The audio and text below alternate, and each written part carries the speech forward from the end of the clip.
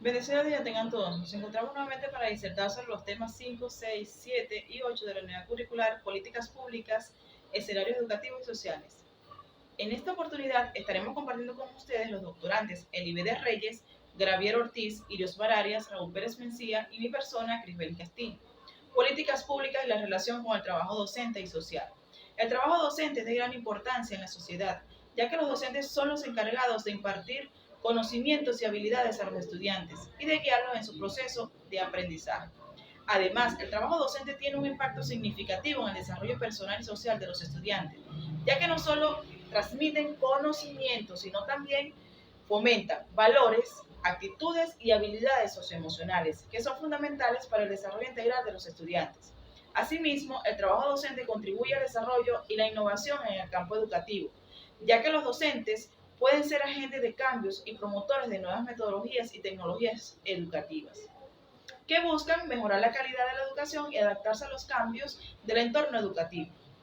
Luego de comprender el trabajo docente y el impacto significativo en el futuro de las personas y de la sociedad en general, se me hace relevante preguntarme, ¿cómo se materializan las políticas públicas relacionadas con el trabajo docente y social? Parto de la definición de González y Ospina, quienes expresan que las políticas públicas son el conjunto de decisiones y acciones que toman los gobiernos para abordar los problemas públicos y mejorar el bienestar de la sociedad. Por otra parte, de acuerdo con García y López, el trabajo docente y social es un proceso de intervención educativa y social que busca mejorar la calidad de vida de las personas y las comunidades a través de la promoción de la igualdad, la justicia social y el respeto a los derechos humanos. Ambas definiciones están estrechamente relacionadas, ya que las políticas públicas pueden ser diseñadas y ejecutadas por los profesionales del trabajo docente y social, y a su vez el trabajo docente y social puede ser influenciado y guiado por las políticas públicas. De acuerdo con lo antes expuesto, en los sistemas educativos el trabajo docente puede estar influenciado por diferentes factores, como las políticas públicas en educación, la formación y la capacitación de los docentes, las infraestructuras y los recursos disponibles en las instituciones educativas. En efecto, también puede verse afectado por los cambios y desafíos del entorno educativo, como la incorporación de nuevas tecnologías y metodologías de enseñanza, la diversidad cultural y lingüística de los estudiantes y la necesidad de fomentar habilidades socioemocionales. Las políticas públicas pueden tener un gran impacto en el trabajo docente y social. Por ejemplo, las políticas educativas pueden influir en la forma en que se enseña y se aprende en las escuelas, y las políticas sociales pueden afectar el acceso de las personas a los servicios y recursos necesarios para su bienestar. Es importante que las políticas públicas se diseñen y se implementen de manera participativa y colaborativa, involucrando a los actores claves, incluyendo a los docentes y trabajadores sociales, para asegurar que sean efectivas y respondan a las necesidades de la comunidad. Además, es importante que se realice un seguimiento y evaluación constante de las políticas públicas para identificar su impacto y hacer ajustes necesarios para mejorar su efectividad. Un autor que ha abordado el tema del rol de las políticas públicas en el trabajo docente y social es Michael Fulan, experto en liderazgo educativo y políticas educativas.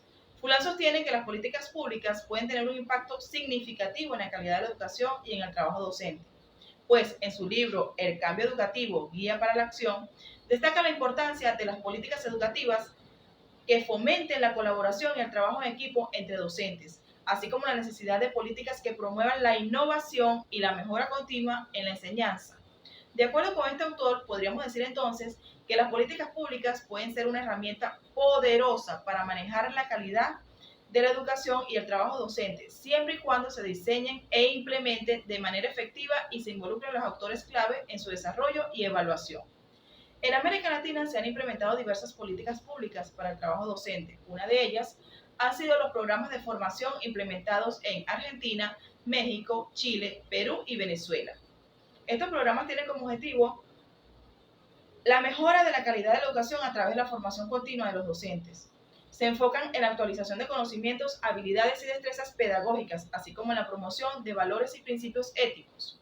En este contexto, resulta interesante presentar los 4 fundamentos esenciales de lo que significa la educación y formación, para lo cual deben estar bien formados y capacitados todos los docentes. Estas son trabajar, estudiar, investigar y transformar. Estos fundamentos son producto de los aportes de la educación sociocrítica. Aquí también incorporamos por supuesto, los planteamientos educativos, pedagógicos y didácticos de Pestalozzi, con sus principios educativos de la acción, la cognición y la emoción. El resultado de este proceso educativo altamente complejo es la formación integral del ser como un ente supremo, real, imaginado, concreto e ideal, del sujeto individual y colectivo, quien es realmente un ser de relaciones y posiciones sociopolíticas. Finalmente, puedo decir que la meta de las políticas públicas en el campo educativo es mejorar la calidad de la educación y garantizar el acceso a las mismas. Continuando con nuestra exposición, me corresponde conversarles un poco sobre las tendencias actuales de las ciencias de la educación. Son muchos los convenios, los pactos, sobre todo a nivel mundial y mucho más a nivel regional, en lo que tiene que ver con Sudamérica, que tratan sobre la legislación en educación para tratar de unificar criterios en cuanto a este derecho tan importante para la sociedad como tal. Las leyes generales de educación son fundamentales, pues a través de ellas se puede establecer los alcances del compromiso de cada Estado. Tiene ante sus ciudadanos que definir las estrategias de políticas a través de las cuales se hará efectivo el pleno ejercicio del derecho a la educación. Coexisten en América Latina textos normativos de la década de los años 50. En la actualidad, una de las leyes más nuevas es la de Ecuador, que es del 2012. La nuestra, la Ley de Educación Venezolana, es del 2009. Mucho se ha escrito sobre la accesibilidad a la educación como derecho humano incluso, el asunto de la parte de la accesibilidad para que todos tengan, no hayan distinciones de género, de discapacidad, de raza, ni de ningún tipo de distinción o discriminación al momento de optar por la educación. Ha sido también un tema muy importante en las discusiones sobre el derecho a la educación, el tratado y el trato específico hacia los niños con alguna discapacidad intelectual, ya que en algunos casos, aunque esté normado, los docentes puede que no estén totalmente capacitados para lidiar con niños con dificultades en el aprendizaje o con alguna discapacidad motora o física que les impida desarrollar las estrategias de aprendizaje que normalmente aplicaría un estudiante regular. En los últimos foros mundiales sobre la educación, especialmente en el 2015, la UNESCO habló mucho sobre este tema tan importante de la disponibilidad, accesibilidad y aceptabilidad de la educación como un derecho humano. Todos tenemos derecho a la enseñanza, todos tenemos derecho a aprender. Y sobre todo a aprenderlo de forma sistemática, organizada y a través de una institución educativa que a fin de cuentas es la que tiene todo lo normado y también toda la organización y la sistematización de los saberes, de modo que se transmitan y se transfieran los conocimientos de acuerdo a las edades y las capacidades, habilidades y destrezas de los niños y jóvenes de forma progresiva y de acuerdo a cómo deben aprender todos los contenidos básicos necesarios para luego desarrollarse profesionalmente. Les voy a compartir literalmente y textualmente algo que se compartió en la declaración de Incheon en el año 2015 en el Fondo Mundial para la Educación. En este foro se hizo un compromiso entre los países y la comunidad mundial de la educación para tener una agenda única y renovada en el sector educativo, con una visión hacia la educación del 2030, con el fin de que ésta sea integral, ambiciosa y que recoja la aspiración de no dejar a nadie rezagado.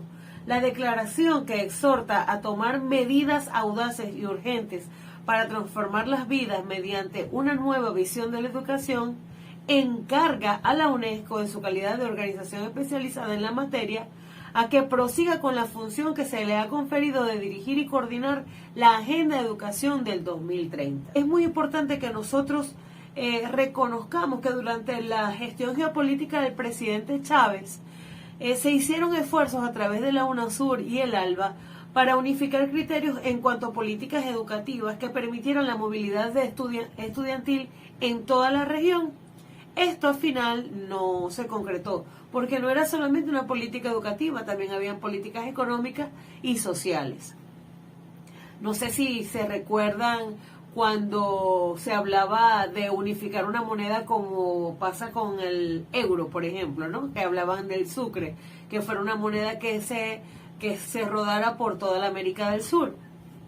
Asimismo, se establecieron algunas metas y algunos criterios para unificar la movilidad estudiantil en toda la región, esto que permitiera que nuestros estudiantes pudieran estudiar en cualquier otro país de Sudamérica sin muchas limitaciones burocráticas. Sin embargo, la migración nos permitió visualizar la apertura a la recepción de nuestros profesionales y también la dificultad que se tiene en algunos países de la región para tener acceso a una educación de calidad y gratuita. La UNESCO está dedicada a ayudar a todos los países miembros para que saquen provecho del potencial de las tecnologías de la inteligencia artificial con miras a la consecución de la Agenda de Educación del 2030. Esto con la idea de garantizar que la utilización de estas tecnologías de la inteligencia artificial pues permitan la inclusión y la equidad y que en esta lucha contra las desigualdades haya acceso al saber, a la investigación, a la diversidad de las expresiones culturales y que la inteligencia artificial no acentúe las diferencias tecnológicas entre los países y dentro de estos. Muchas gracias. Muy buenas tardes. En esta oportunidad le habla Gabriel Ortiz. Hablaré sobre las tendencias sociales en América Latina. En las últimas décadas en América Latina se ha producido una acelerada irrupción de las tecnologías de la informática, es decir, las TIC, en el espacio social y en particular en el espacio educativo, a partir de numerosas iniciativas que de diversos modos procuran dar respuestas al requerimiento de generar condiciones para garantizar más y mejor educación para toda la población. El panorama regional en este sentido es diverso y múltiple. Sin embargo, en todos los casos, la incorporación de la tecnología ocupa actualmente un lugar muy significativo entre las prioridades educativas y de modo creciente. Asume diferentes aspectos y formatos en la agenda de políticas educativas de cada uno de los países latinoamericanos. En este sentido, adquieren un lugar destacado y visible de programas de provisión masiva de equipos. En este sentido, los debates actuales en torno a la integración de las TIC en el espacio educativo de América Latina revelan la complejidad del tema y los múltiples facetas a través de las cuales se despliegan los desafíos y las responsabilidades de los actores involucrados. En medio de este amplio abanico, es posible identificar posibles ejes a partir de las cuales organizar la mirada sobre la realidad latinoamericana. Tomando en cuenta también en estas últimas décadas, se han desarrollado dos procesos que han mejorado la situación educativa de la región, más allá de la singularidad que pueden destacarse respecto de las políticas sectoriales de cada uno de los países que lo integran. La primera ha sido la sanción de leyes que aumentaron progresivamente la cantidad de años de la etapa obligatoria, la cual implica la atención masiva de niños y niñas de temprana edad, por un lado, y adolescentes y jóvenes por otro. La segunda ha sido la inclusión progresiva en el sistema educativo de diversos sectores sociales de nivel socioeconómico, bajo o muy bajos, anteriormente excluidos. Estos dos procesos, desde la perspectiva del derecho a la educación, resultan auspiciosos, pues representan más años de estudio y más sectores sociales incluidos. En este sentido, es inevitable sostener que América Latina es la región más desigual del planeta, a pesar del comportamiento favorable que atravesaron los indicadores socioeconómicos durante las últimas décadas. Lo que conlleva a esto, a un crecimiento de reducción de las desigualdades y los niveles de pobreza coexistentes en la región, zonas con altísima concentración de la riqueza, junto a otros signados por la pobreza extrema y la exclusión. Ante este panorama, las políticas educativas enfrentan importantes desafíos. Muchas gracias. La educación de América Latina se ha reformado de manera continua e intensa en los últimos años con la intención de responder a las necesidades del sistema y a las presiones de los sindicatos, que generan una especie de equilibrio en el sector que están permeando por muchos intereses que convergen desde el poder legislativo hasta el ejecutivo. En tal sentido, según Kautsky, se cuenta con dos clases de políticas educativas y las mismas versan como lo sigue. 1. La que pertenece al renglón de expansión y aumento de la matrícula, y 2. La que busca garantizar y mejorar la calidad del sistema educativo. Ahora bien, la gestión de políticas públicas en educación es un proceso complejo que implica la concepción, implementación y evaluación de políticas educativas. En términos generales, este proceso puede dividirse en tres fases. 1. La concepción. En esta fase se identifican los problemas y necesidades educativas. Se establecen los objetivos y metas de la política educativa y se diseñan las estrategias y las acciones necesarias para alcanzarla.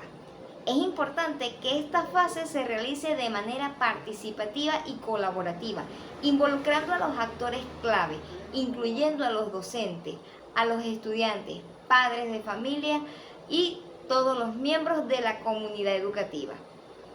2. La implementación. En esta fase se lleva a cabo las acciones y estrategias diseñadas en la fase de concepción.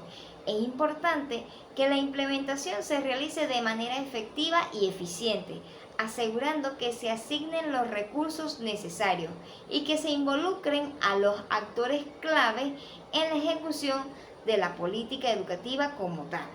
3. La evaluación.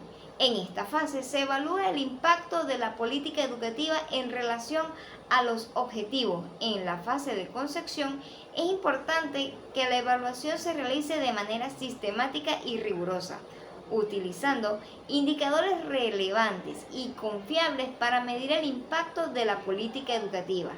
Los resultados de la evaluación deben utilizarse para hacer ajustes necesarios y mejorar la efectividad de la política educativa.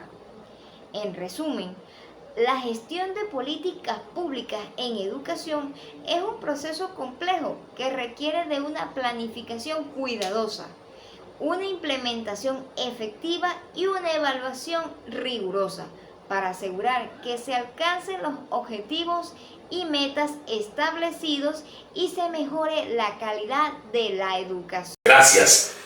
Descentralización y privatización de los servicios sociales.